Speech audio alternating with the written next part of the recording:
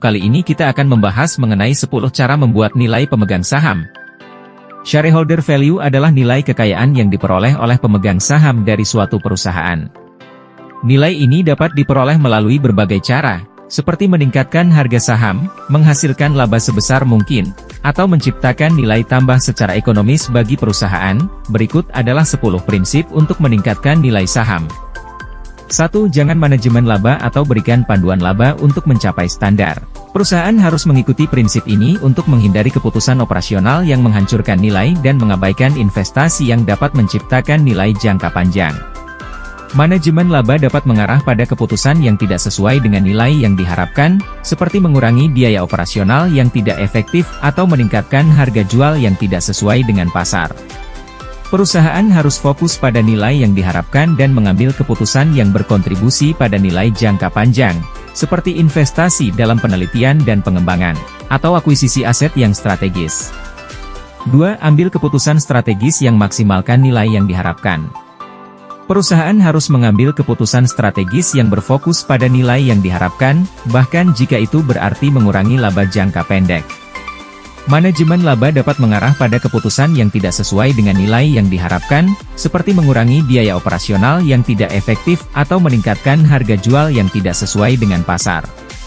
3. Lakukan akuisisi yang maksimalkan nilai yang diharapkan. Perusahaan harus melakukan akuisisi yang berfokus pada nilai yang diharapkan, bukan pada dampak langsung terhadap laba per saham. Keputusan akuisisi yang tepat harus berdasarkan potensi nilai yang dapat diciptakan, bukan pada dampak jangka pendek. 4. Hanya simpan aset yang maksimalkan nilai. Perusahaan harus hanya mempertahankan aset yang berkontribusi pada nilai yang diharapkan. Fokus pada aktivitas yang paling berkontribusi pada nilai jangka panjang, seperti penelitian dan strategi pengembangan, dan outsourcing aktivitas yang kurang berkontribusi, seperti manufaktur. 5. Kembali uang tunai ke pemegang saham ketika tidak ada kesempatan untuk investasi yang menciptakan nilai. Perusahaan harus mengembalikan uang tunai ke pemegang saham ketika tidak ada kesempatan untuk investasi yang menciptakan nilai. Hal ini dapat mengurangi risiko penggunaan uang tunai untuk investasi yang menghancurkan nilai.